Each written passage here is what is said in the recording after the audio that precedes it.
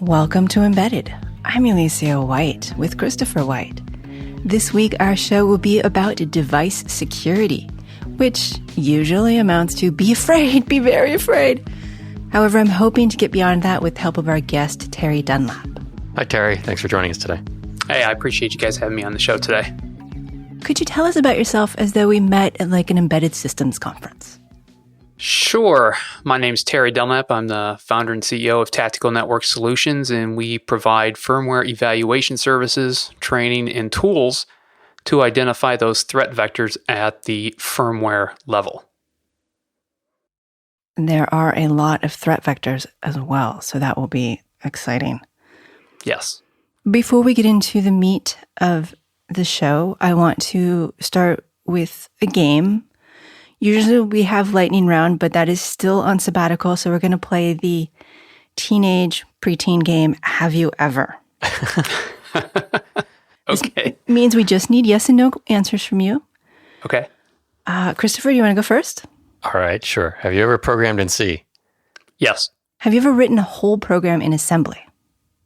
Yes. I should have gone second. Have you ever touched a penguin? Live or stuffed?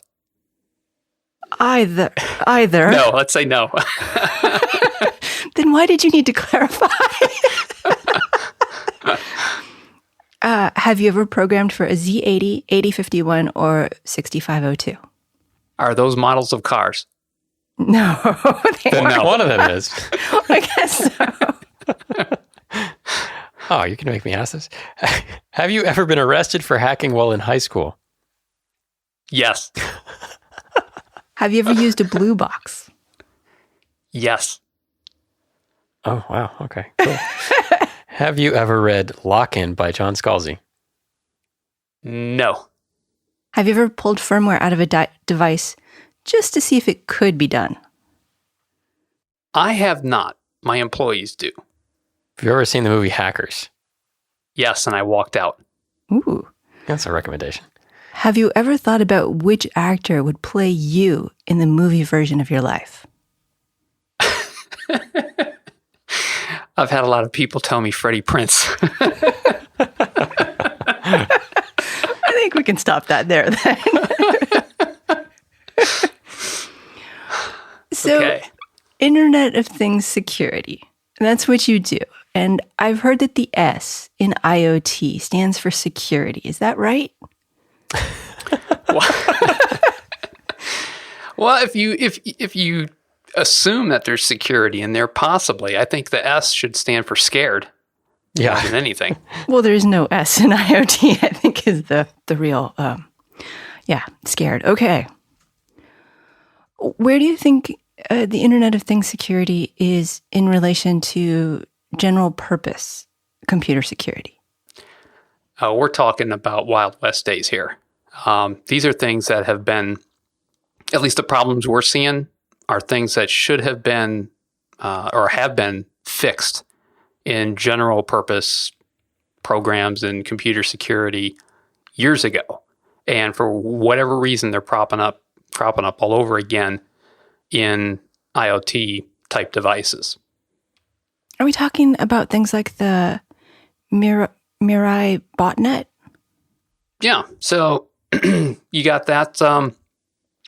You got that, which leveraged default usernames and passwords, and that pretty much comes down to users being lazy, or in some of the cases we see, most of the exploits to take over these types of devices are leveraging very simple buffer overflows, which, I mean, in most computer programs, those things are usually caught early and eliminated in the final product. But why we're seeing these appear all over again in IoT is beyond me.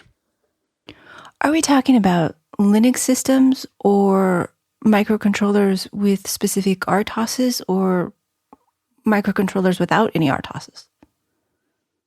Our firm focuses primarily on Linux-based root file system type firmware. We do look at some RTOSes, and the problems persist there as well. Again, it's using calls to like system and popen and very simple, buffer overflows, stir copy instead of stern copy type function calls that, if you know how to code securely, this shouldn't be a problem. Why we're seeing this, I don't know if people are just not educated, or if this is being, the firmware development is being outsourced overseas, and time to market is more of a factor. We haven't pinpointed why it's happening. We just know that it is, and it's extremely prevalent. You didn't mention maliciousness in there. Intentional backdoors. That has happened. Without naming a large British telecom provider and their supplier of hardware, they went back to they have their own internal security team, and they took some devices from a vendor, and they normally ship these out to customer homes. And during one of their analyses, they said, look, we know you guys have put in a backdoor here. We see it. Okay. So we're going to send this back to you, fix it, send it back to us, and then we'll reevaluate it. Some time goes by. Supposedly they fix it. They send it back to this large telecom provider. Their team looks at it and kind of chuckles, but they're upset because they took care of the backdoor they put in where they found it. They simply moved it someplace else in the code. So, yes, there is a malicious intent depending on who is doing the developing. But by and large, most of the things that we see, that we encounter, we haven't seen a lot of prevalent maliciousness. It's just poor coding practices is what it comes down to. If I am an engineer at a company and I want to improve my security, but I have a very limited amount of time, what can I do in like the first 4 hours to improve the security, and how much can I actually improve it in so short amount of time? I mean, is this grepping for stir copy and switching it out and sprintf and all of the string handling? That would be a start. I mean, if you wanted to actually take action right now, today, after listening to this podcast, or even while you're listening to this podcast, yes, you could do that. It is simple as that. It's not rocket science. And, being able to find those insecure function calls and replacing them with, more secure function calls would go a long, long way in preventing the problems that we're seeing today. Okay, is there a list of secure? I mean, I know about string copy and I know about sprintf, but is there a list I should be looking at? Actually, if you Google for, I think it's Secure Coding Practices CERT, I think there's actually like a top 10 list that CERT has put together, or maybe, I think it was a CERT list of like the top 10 secure coding practices that you should follow. And again, they're not rocket science. It's just Google for secure coding practices, and you should find tons of resources out there that aren't going to require you any money or any additional time to learn and understand. It's just implementing them and being aware that there are more secure counterparts than what you're using. Now, why does this seem to not affect desktop applications or your mobile applications as much anymore? I think those programs, most people in their software development lifecycle process are using some type of source code auditing tool, and it usually catches those very early on in the process. But again, without knowing where the bulk of this firmware is being developed and who these companies are, maybe these companies can't afford some of these commercial tools that audit your source code in real time. But there are tools out there that do it, and there are resources for free that if you just Google it, you can find out and implement it on your own without spending a dime. I know Visual Studio will nag me if I try to use stir copy instead of stir end copy. So even some free tools will tell you that you're doing dangerous things. Yes, exactly. So it all comes down to who are these guys that are developing these insecure firmware images for these IoT devices. Now, you would think some large companies that are publicly traded on the New York Stock Exchange or NASDAQ that actually produce medical devices that get implanted into the body, you would think that they have firmware developers on staff doing this stuff. But what we found out is that a lot of the firmware development for these implantable devices that go into your body are actually, it's all outsourced. And the manufacturer of the device actually never sees the source code. They just receive a binary and are told to flash this on the device, go to production. That seems insane to me because that Absolutely wouldn't insane. get through FDA certification unless the FDA was Why would you put Linux on an blind. implantable device?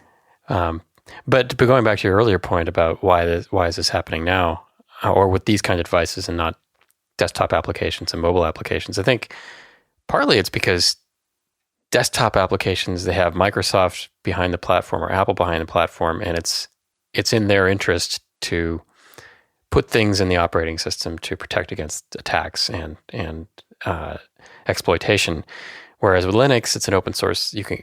Linux is a big word, and anybody can pick any version of it from the last 10 years and stick it on their device. And there's really nobody to go and say, "Oh, it's all Linux's fault." Well, who cares? That's a nebulous nebulous organization. Whereas if somebody goes, "Hey, Apple, you could have prevented this," that's a big deal to them.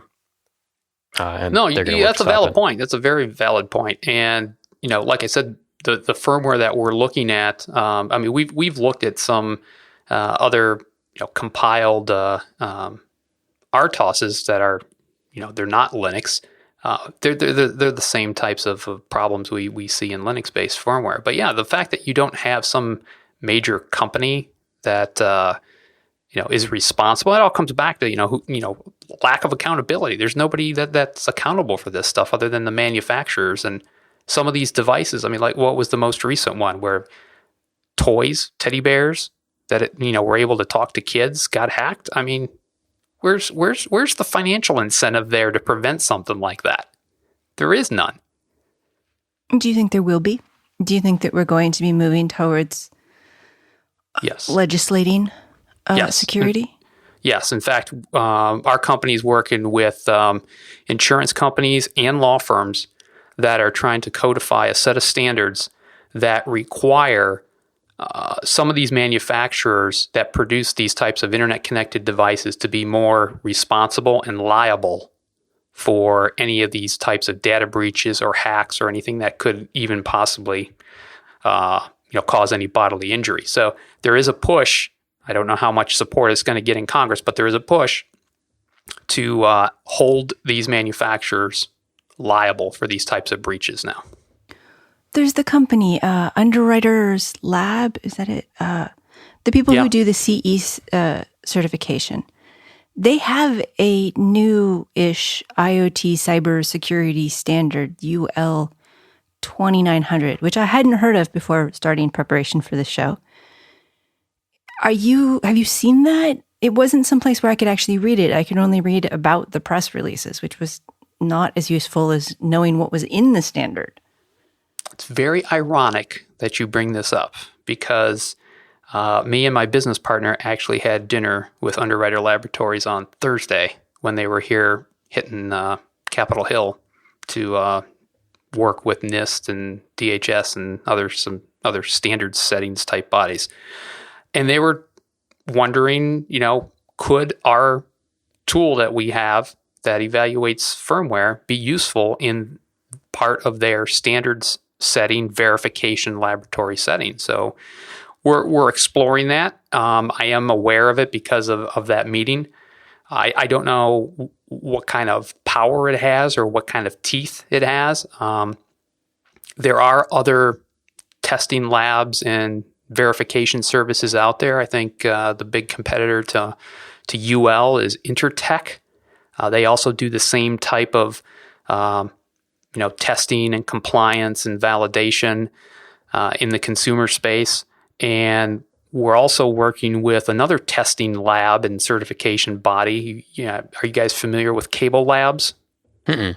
Okay, so Cable Labs is they're a nonprofit group It's a consortium of all the large cable companies and even the smaller cable companies here in the U.S. So it's up to cable labs that as these guys produce new equipment and new cable modems and set-top boxes, it has to go through their certification and verification testing program to make sure that it's DOCSIS compliant with all the latest standards and whatnot.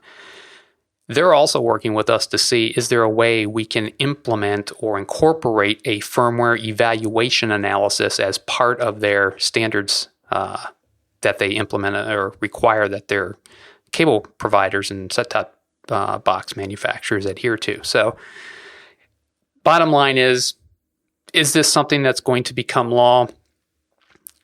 If the lawyers have their way, yes, because they want to push back and make the manufacturers liable and take them to court and sue them. But then you got people like Underwriter Labs and Cable Labs and Intertech who are interested in actually, looking at security as part of the, verification and testing process before it gets their stamp of approval. So stuff is moving. It's moving slowly, as we all know, and we'll see where it goes. But I think if these guys had their way, we would see liability laws, and we would see more testing and validation of firmware as part of these certification processes.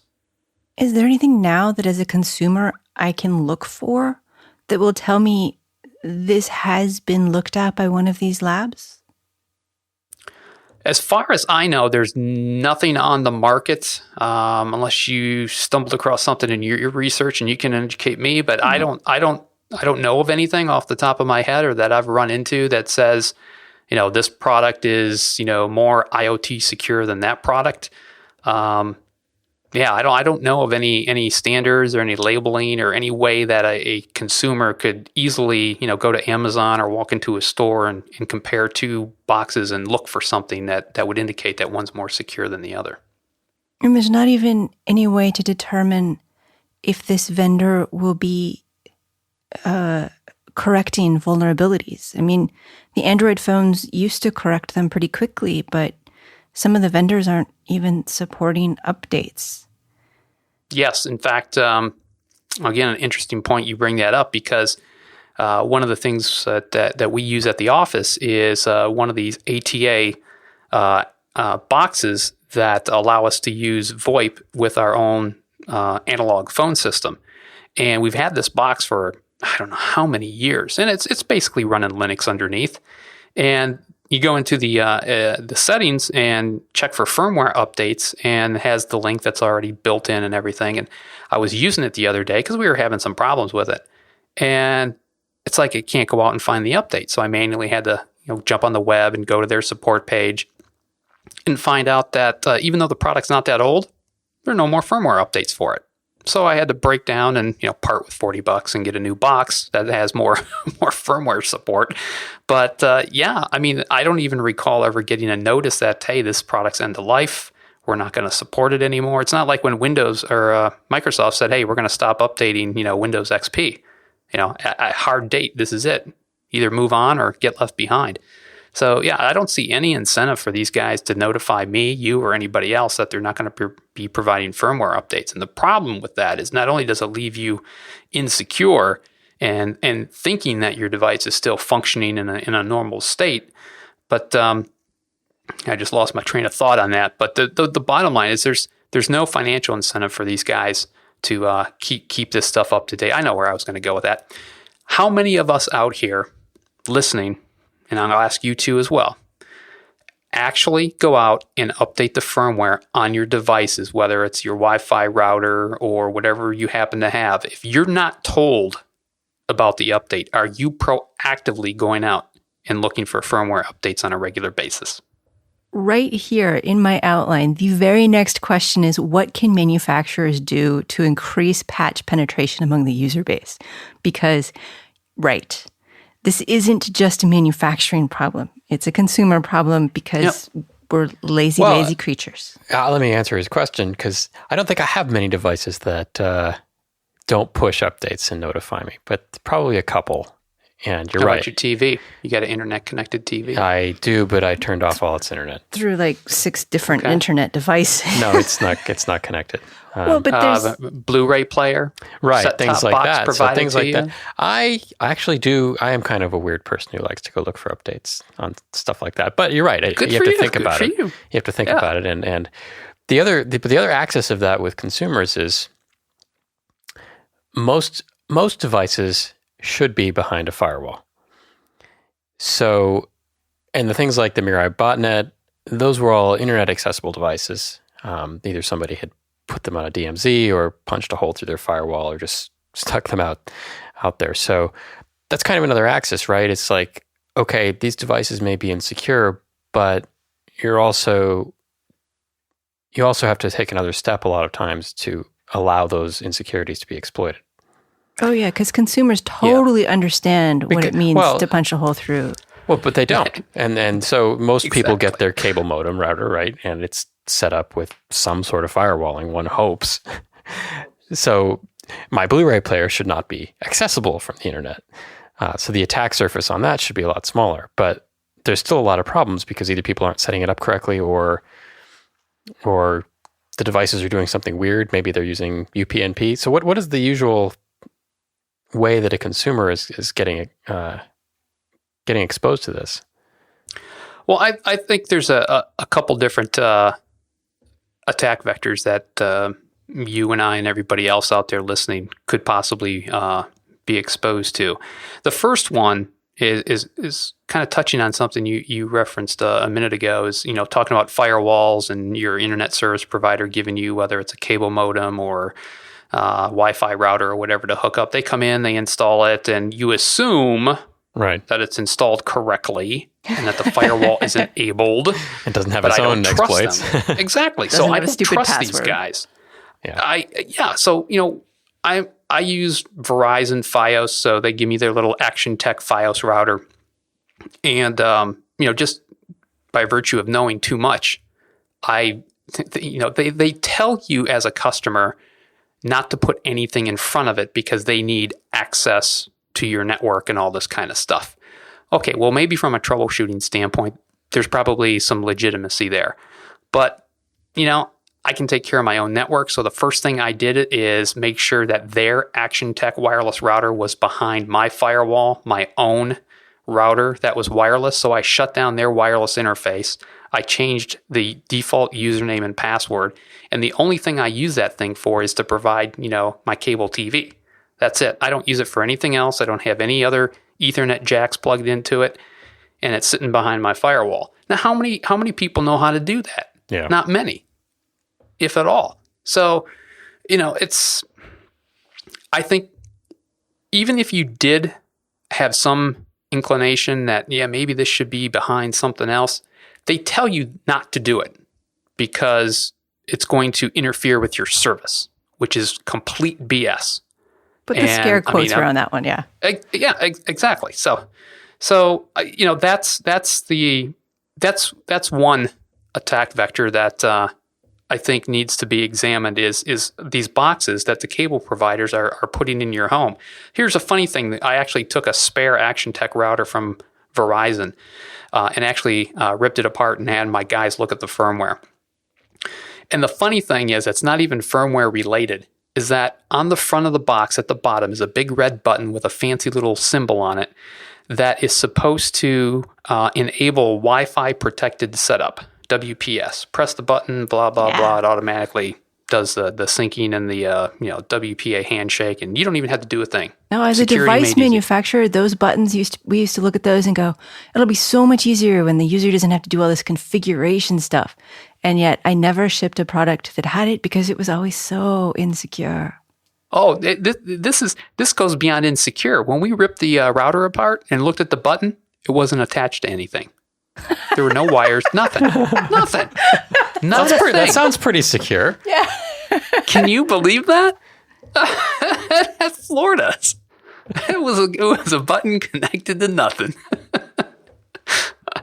So, the other attack vector, not that every cable or telecom provider's Wi-Fi routers are, full of holes and attack vectors. But the other thing, regardless whether it's theirs or one you go out and buy, one thing that I encourage everybody to do is not only do the basics, which is change the default username and password, give your wireless network a different name other than the default, but also go in and look for universal plug and play.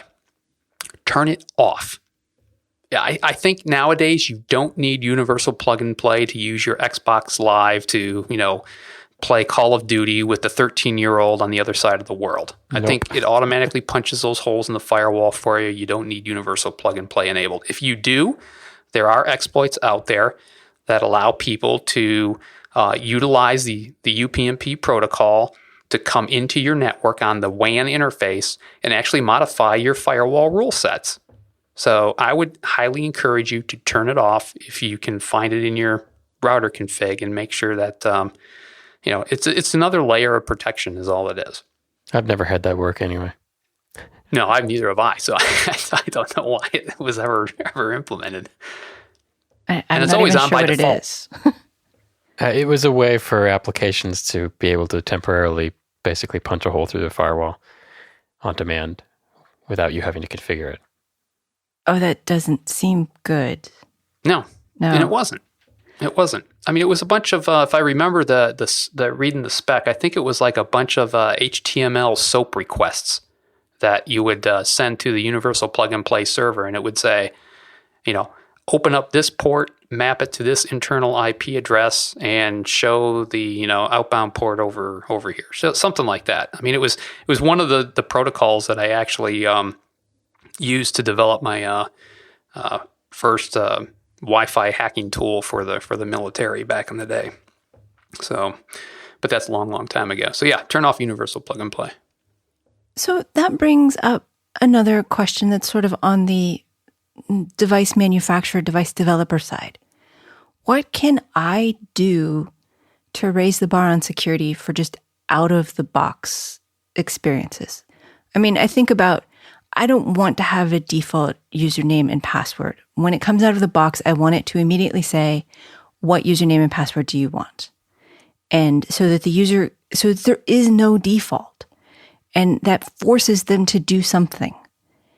Are there other, and this turn off universal plug and play seems like one of those things that as a manufacturer I should do. Mm-hmm. Are there other things that I should be looking for? I mean, I guess the other side of this question is, what should I be attacking first? But well, let me ask you this: Are you the manufacturer of the product? I am I am the person that sends the binary that's going to be programmed to the device. Okay. So I work for the manufacturer enough that I get a lot of power on this. Yes.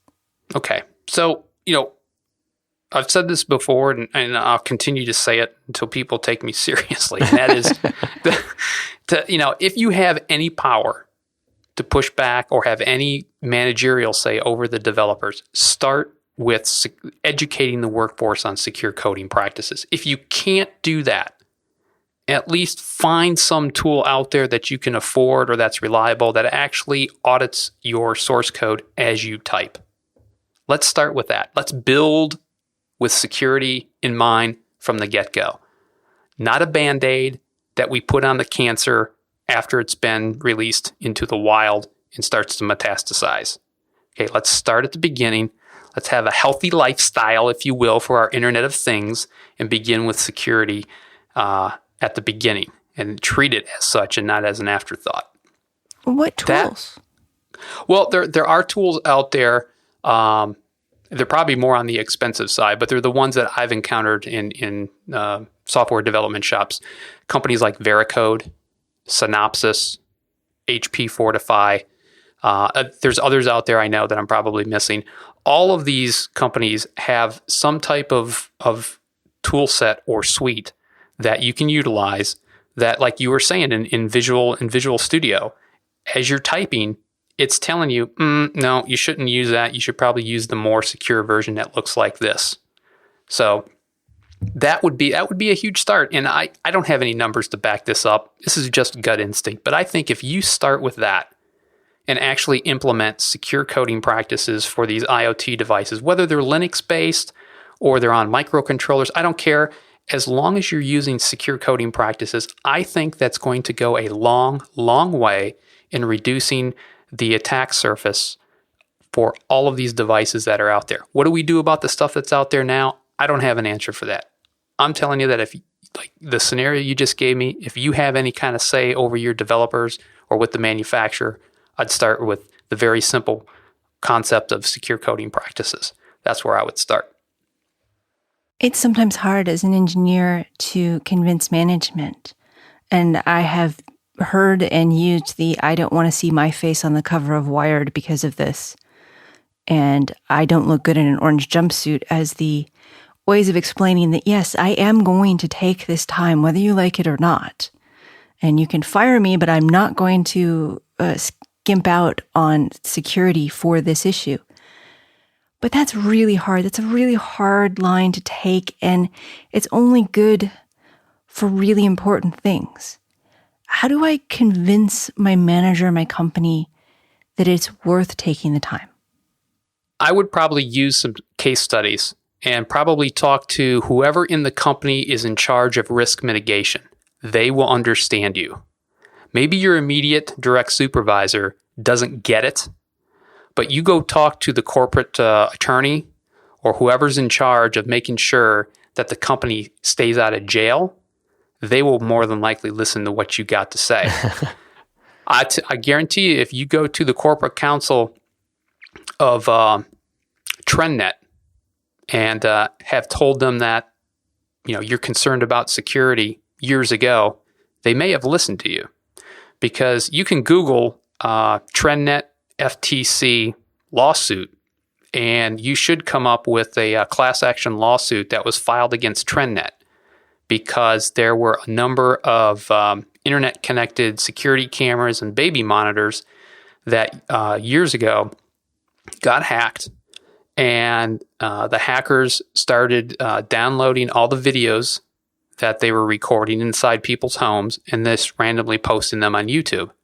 And when owners of these TrendNet cameras found out, somebody contacted an attorney, filed a class action lawsuit, and the FTC got involved.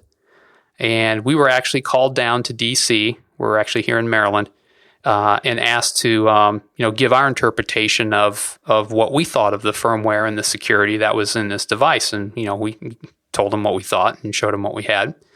And so there was a settlement out of court, FTC versus TrendNet. You can look it up, and I don't know if they actually disclosed the millions of dollars that were paid on from TrendNet, but I do remember that there was a decision out there, if you can find it, that said that they had to submit their firmware and their code for the next ungodly told number of years to some review body before anything ever goes to production again, to make sure that it's secure, to prevent it from happening again.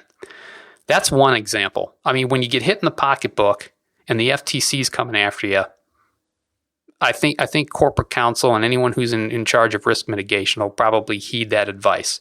The other one is more recent, which is the implantable defibrillator made by St Jude Medical, publicly traded company. Last quarter of last year, MedSec is a company that does security testing of medical devices. They discovered a vulnerability. I think it was over the either the Bluetooth or a Wi-Fi interface of this device, that they could actually manipulate or control the implantable defibrillator in a human.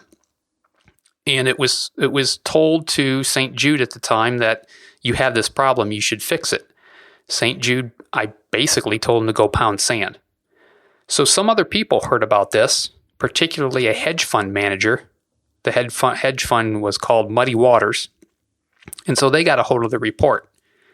And then they took a short stock position, which means they bank on the stock going lower.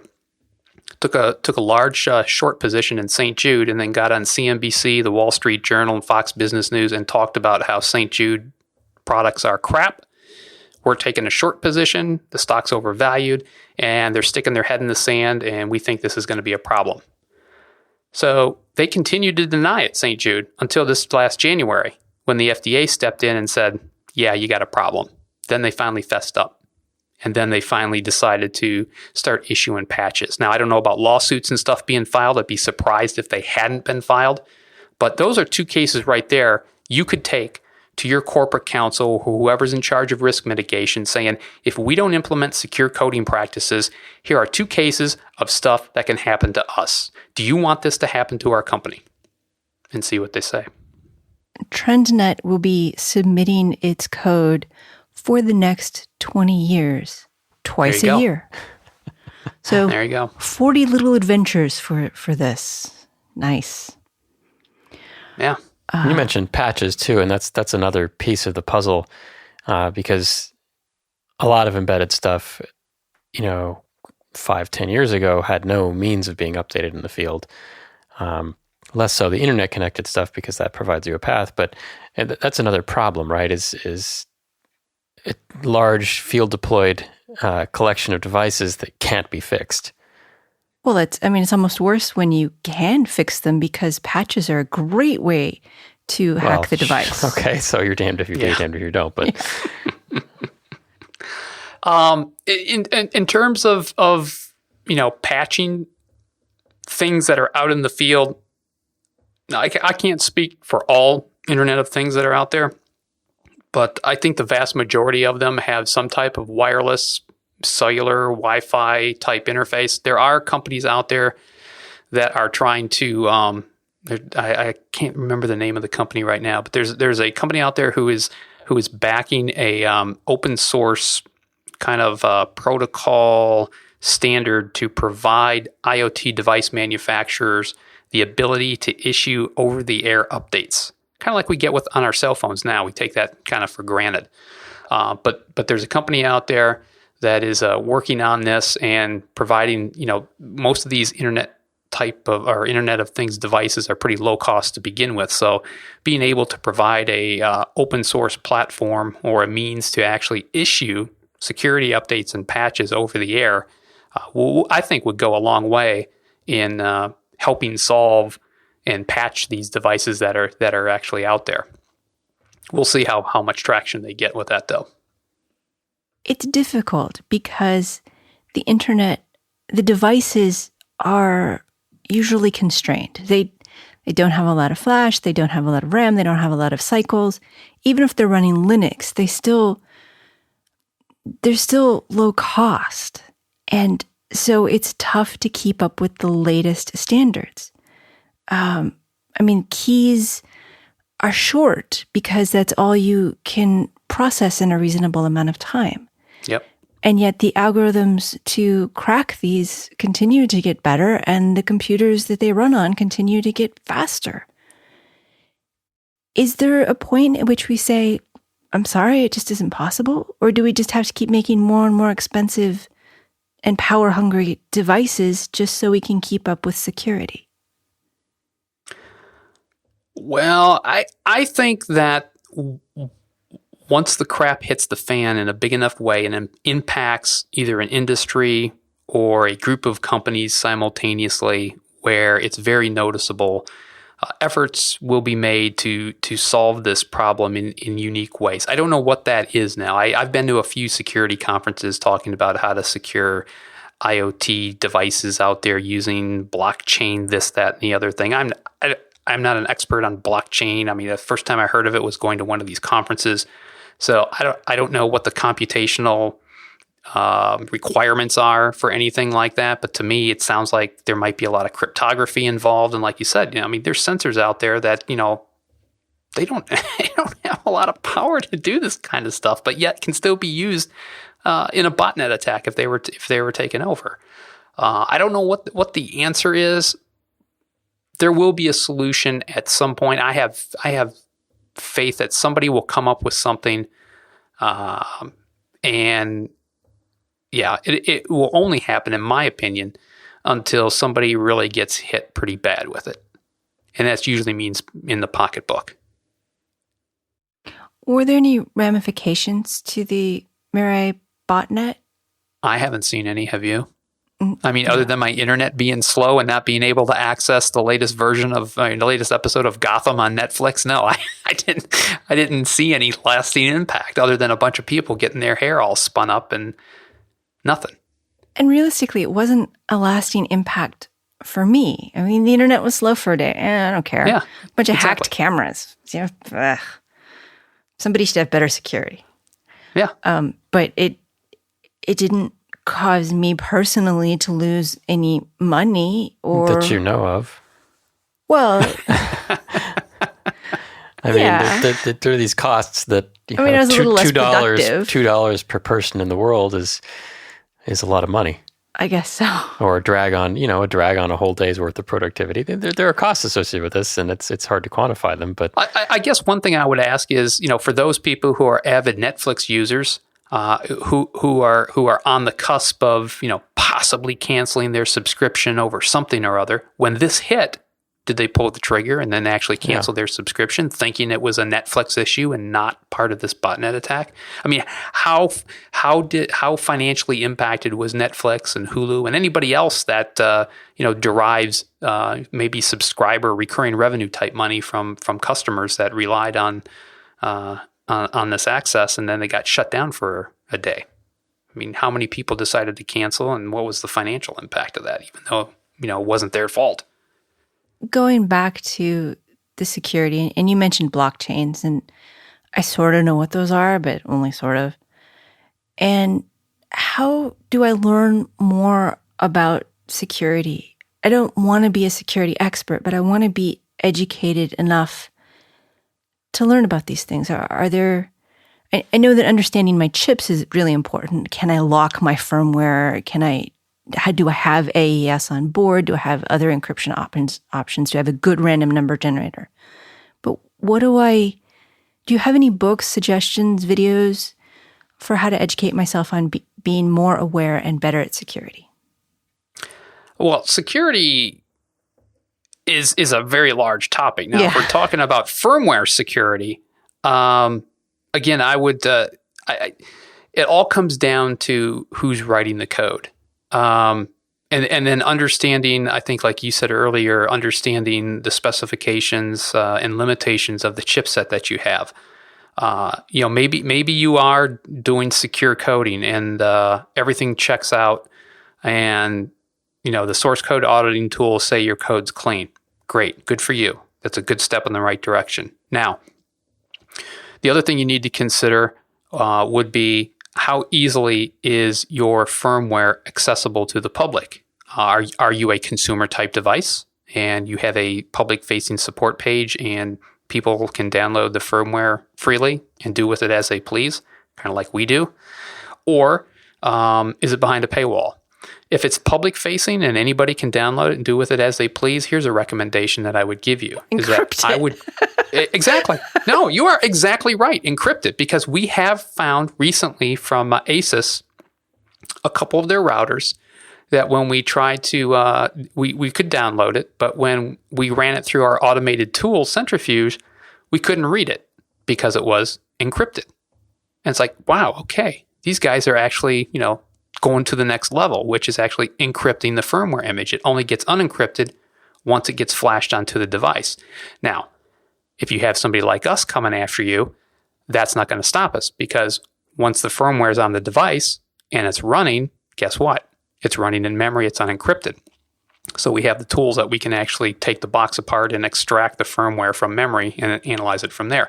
But for the most part, if you can start pushing out firmware updates that are encrypted, that's great. So not only do you have secure code, but now you have encrypted firmware images that only get unencrypted once they're on the device. That's a great start.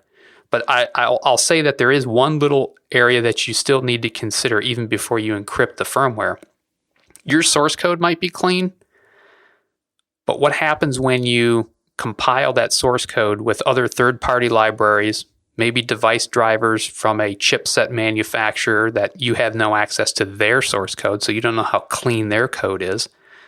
And we all know how secure and rock solid open source code is, so we have no security concerns there, right? So Heartbleed. Exactly. Exactly. So your code, you've spent all this time and energy and effort educating your people on secure coding practices.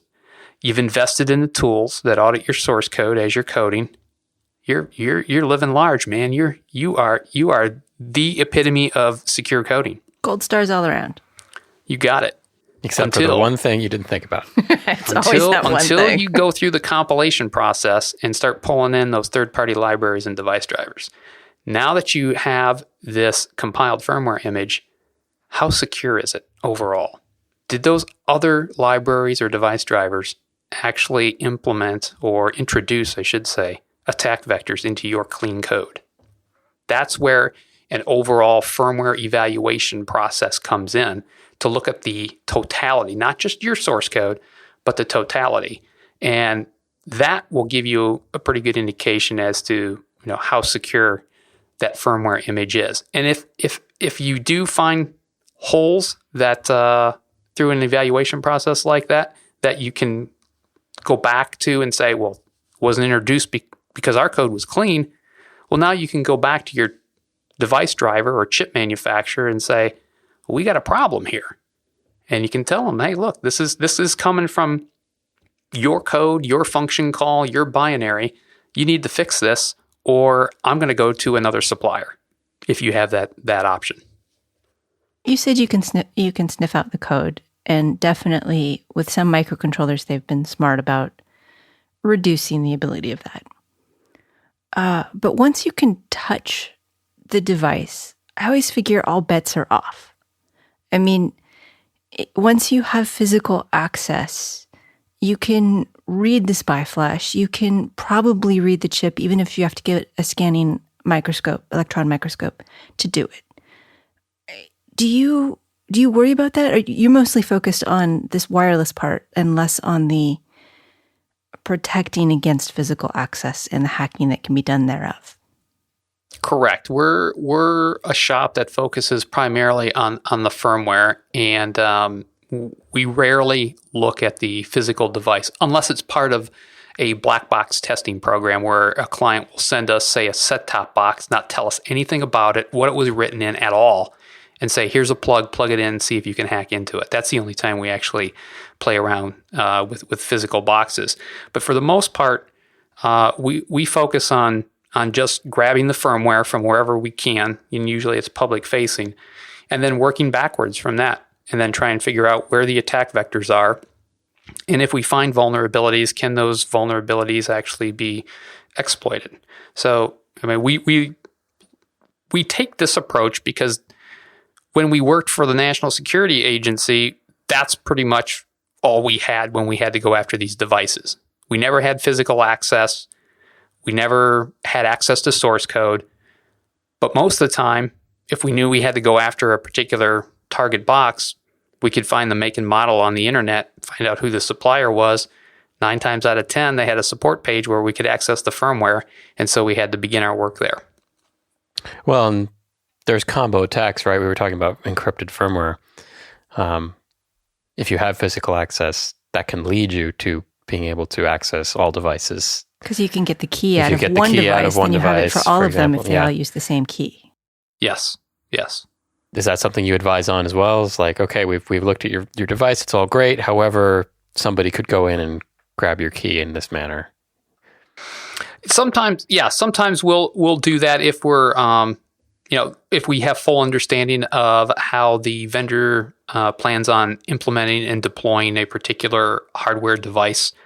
We can advise in that respect. In many cases, what we find is, and I don't know if this is just laziness, oversight. It's when we take these firmware images that we're reverse engineering. Not only do we find vulnerable function calls and then test them to see if they can be exploited, but believe it or not, we find embedded crypto keys, and I'm not talking just public crypto keys. I'm talking private signing keys baked into the firmware image. What? Why? It's shocking. I mean, I don't know why they're still there. I mean, maybe I can understand from a development standpoint why they might need it there. I But can't. I really don't. I have some in my code, although my code's not released. So, and it's at the beginning of the project, but I do in fact have my signing key. Why? Why? Explain this to me, please. What are you signing on the device? Because it was in the example code. And I haven't moved it yet. And I will. I Everybody totally must be will. using the same example code But out on the internet. Yes, this it's in my Did they just put it in there as a convenient place to put it instead of Yes. another document? yes. Wow. Yes. And I knew it was stupid. I looked at it. I'm like, you can't do this. And I put a note and I will probably, well, now I may fix it this afternoon. But I was totally going to fix it before I sent it out. Even we have never done an Right. You don't have a product yet. internet DFU yet. We're all still passing around our files. But yes, I'll tell you. So be very careful. Remove those private signing keys because we actually proved to an auto manufacturer who had concerns about one of their tier 1 suppliers. They came to us and said, "Can you evaluate the firmware image on this ECU for this automobile and see if it can be hacked?" And so they actually sent us a mocked-up dashboard of a vehicle and everything and sent us the ODB2 connector that goes underneath the dashboard with the firmware on it. And we had to extract the firmware from the hardware. And during the reverse engineering process, we found the tier 1 supplier's private signing key. So what did that allow us to do? We took the extracted root file system. We modified some functionality on the dashboard. We recompiled and signed it with the supplier's key, flashed it back onto the mock-up of the vehicle. So now when they turn the turn signal left is right is left, turn on the AC and the heat, hot is cold, cold is hot. So we showed them that, yes, there was valid concern there because they left the private signing key in there, which allowed us to modify the firmware, sign it as them, and flash it back onto the vehicle. Okay, I want to make another excuse. One of the reasons it's still in there is because I am doing per device signing. And so I wanted to make sure that I didn't lose my device keys.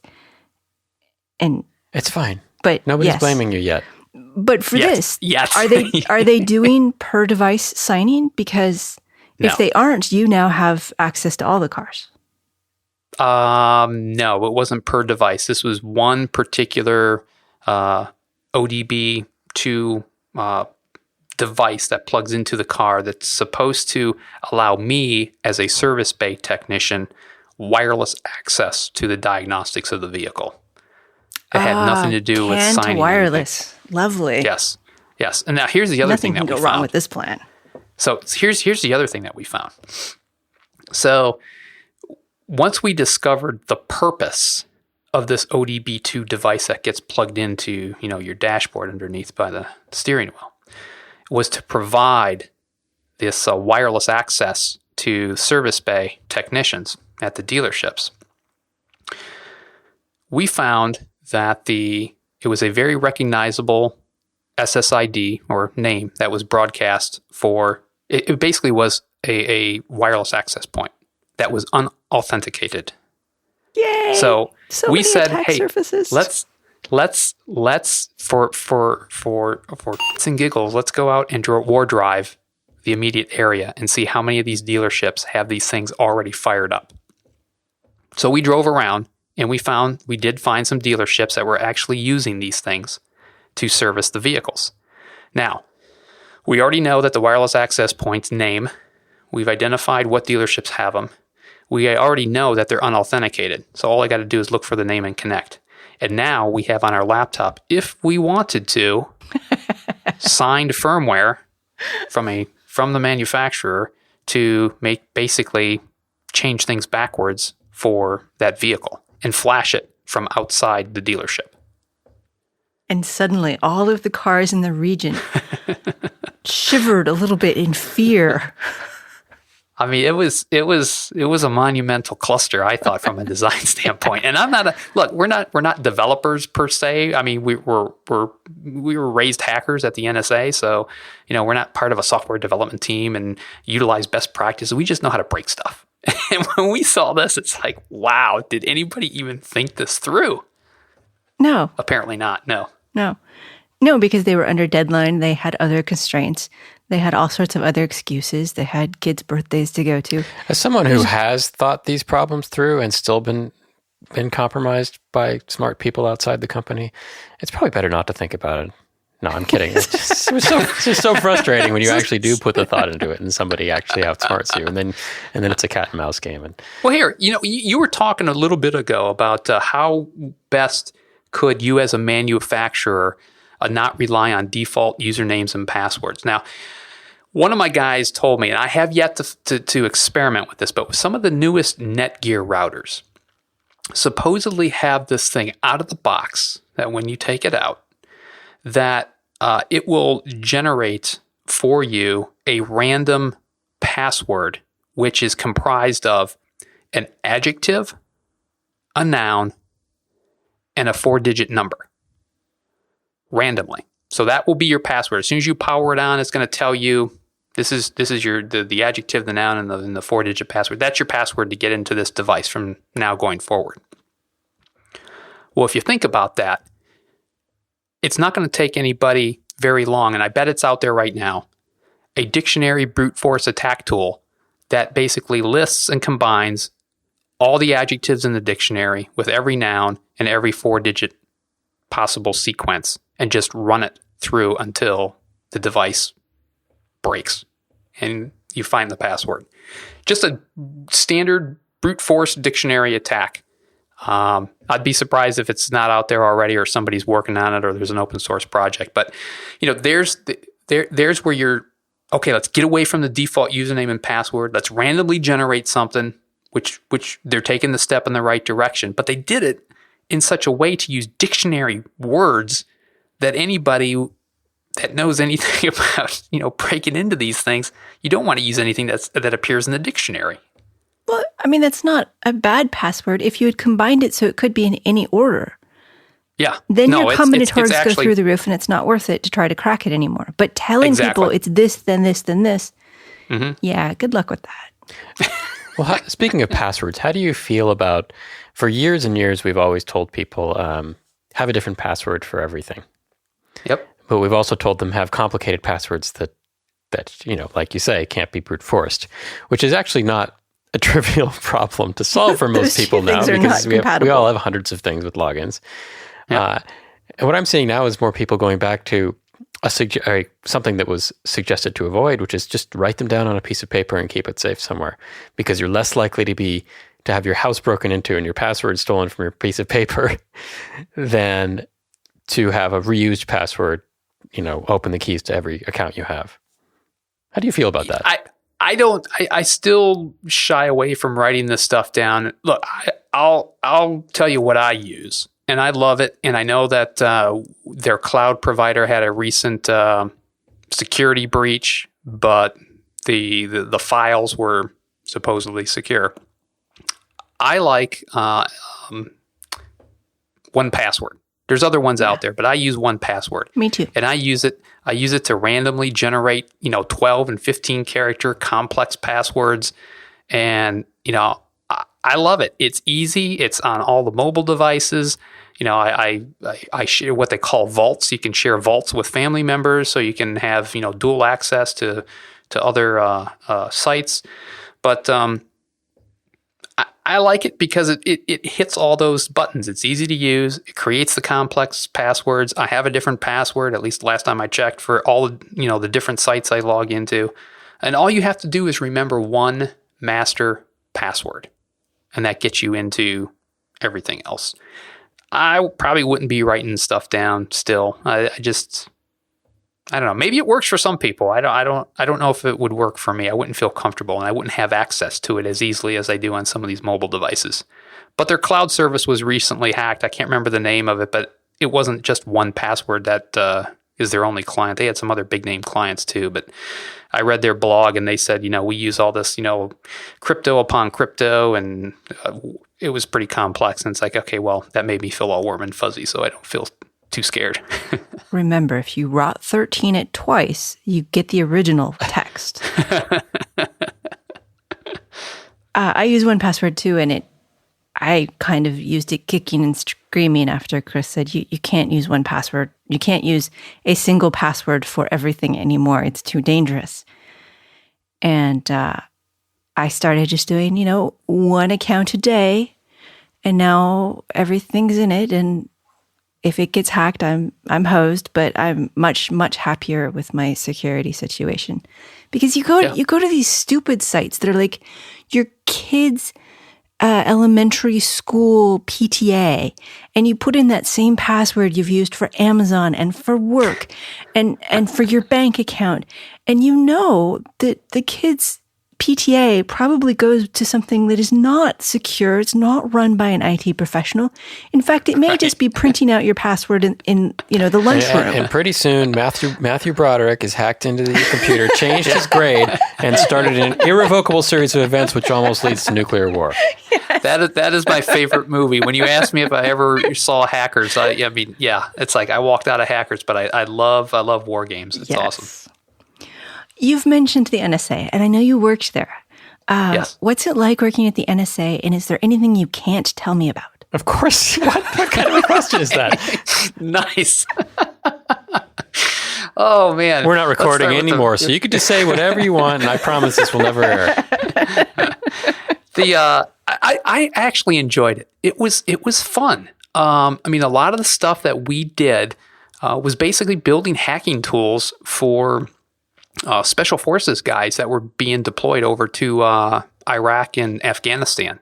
So it was really cool. I can't say that this is the case for, all the developers and all the work at the agency, but we were fortunate enough to be in a small enough shop that did some very tactical type stuff that, when our tools got deployed and they actually had an impact and it led to somebody getting tied up or somebody getting shot or somebody getting captured, we usually got notified right away, hey, your tool helped us do X, Y, Z in addition to all these other tools. So it was cool. I honestly, I know this may upset some people, but me and my buddies that were there, we were like, man, if we get up in the morning and we know that we're gonna, help the military put a bullet in someone's head, that just jacked us up to no end. It was just awesome.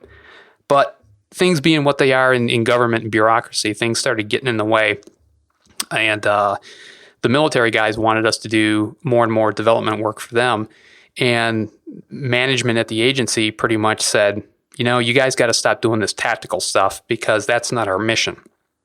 Our mission is long-term SIGINT collection.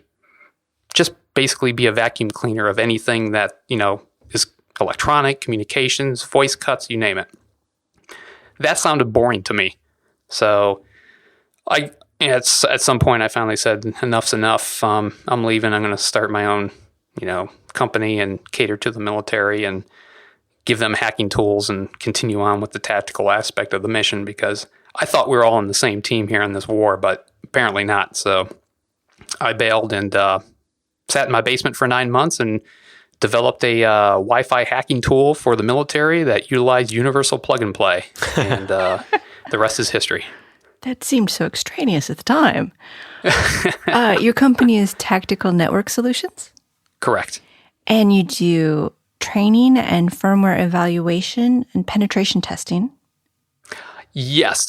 We don't do the traditional penetration testing. So the type of stuff that we brought in to do is usually to augment an existing penetration type company, kind of like a FireEye, a Mandiant, or an Ernst & Young, or a Deloitte & Touche.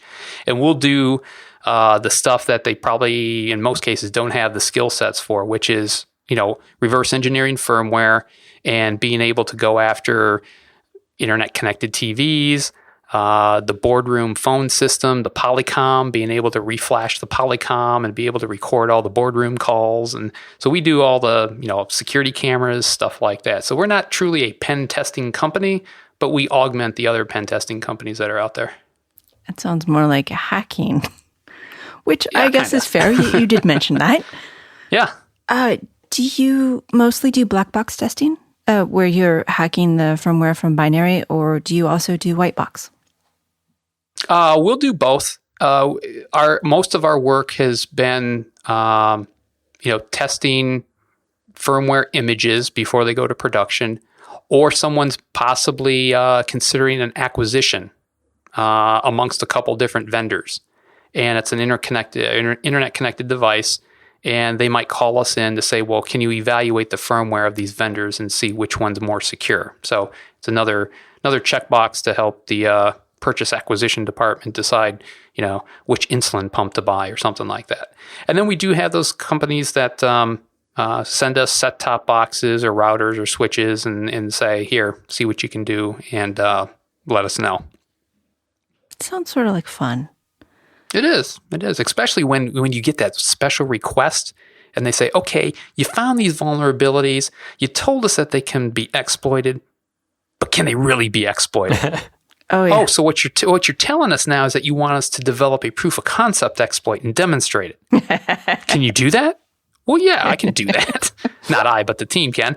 So yeah, we did this recently for a foreign cable television company provider, kind of like a Time Warner over in Norway.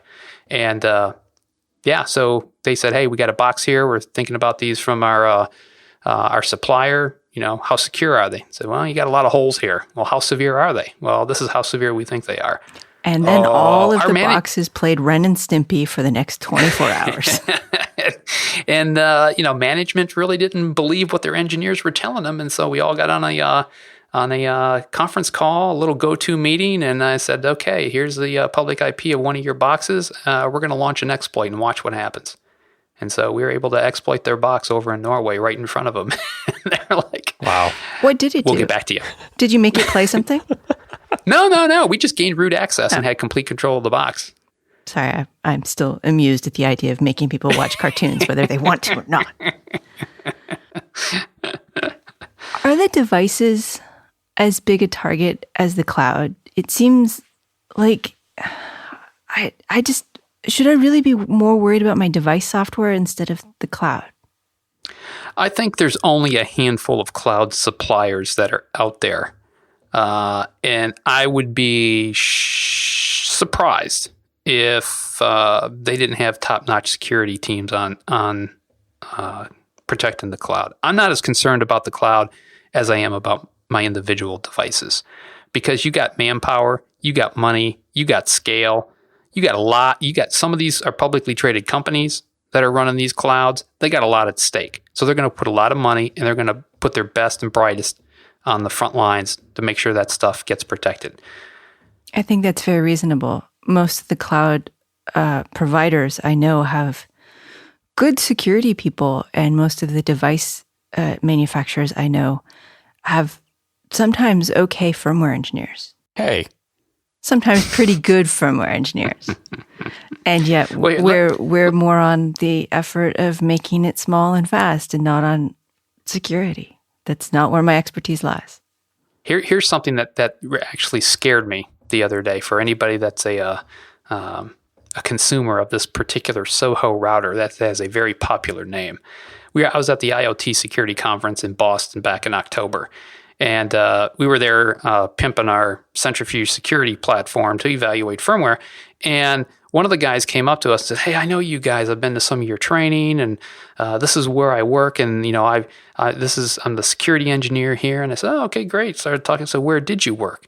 And he told me where this, he worked at this very popular Soho router manufacturer.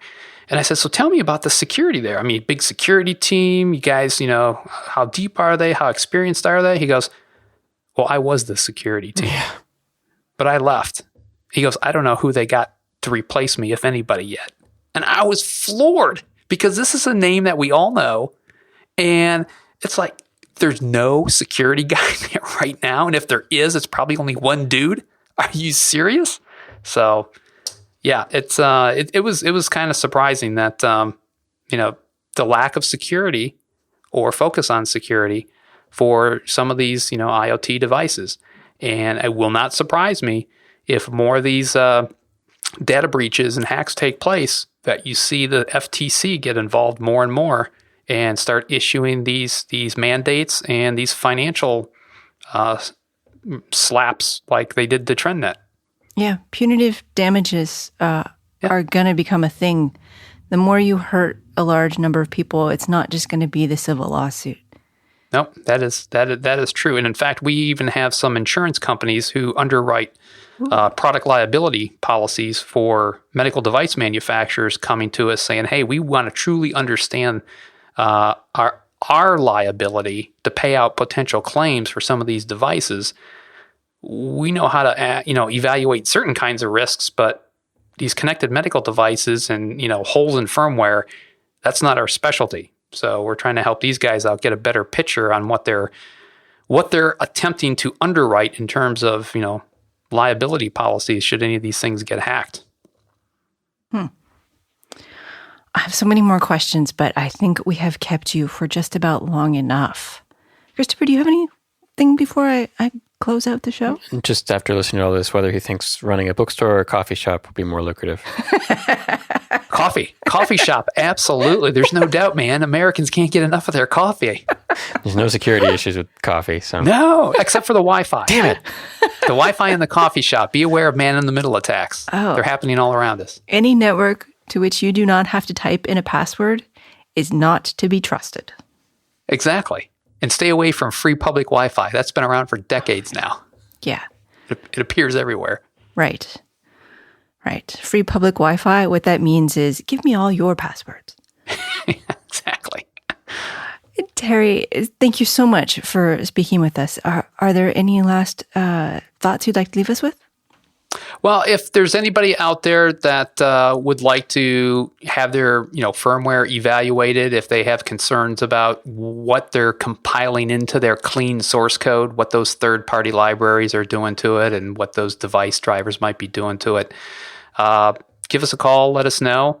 That's what we do. We evaluate firmware to make sure that it's as clean as it can be, and if it's not clean, hopefully give you some leverage to go back and talk to suppliers and maybe put some pressure on them to start producing some secure stuff so we can nip this IoT security problem in the bud. I think we're a little past the bud, but we can nip it somewhere so that it doesn't spread. Yes. Our guest has been Terry Dunlap, the founder and CEO of Tactical Network Solutions. Links to everything will be in the show notes. You can find the show notes on embedded.fm along with the current March Madness micro rankings. The blog is there, contact link, and all these assorted other goodies. I would like to say thank you to Christopher for producing, co-hosting, and getting me a new microphone. Also, thank you to listener and security expert Nick the Exploding Lemur for feeding me a few of my smarter sounding questions. And of course, thank you for listening. I have a thought to leave you with. We have said before on the show that there is no cloud, just other people's computers, and I sure like saying that, but I was introduced to the corollary to that. There is no IoT, just other people's computers in your house. Embedded is an independently produced radio show that focuses on the many aspects of engineering. It is a production of Logical Elegance, an embedded software consulting company in California. If there are advertisements in the show, we did not put them there and do not receive money from them. At this time, our sponsors are Logical Elegance and listeners like you.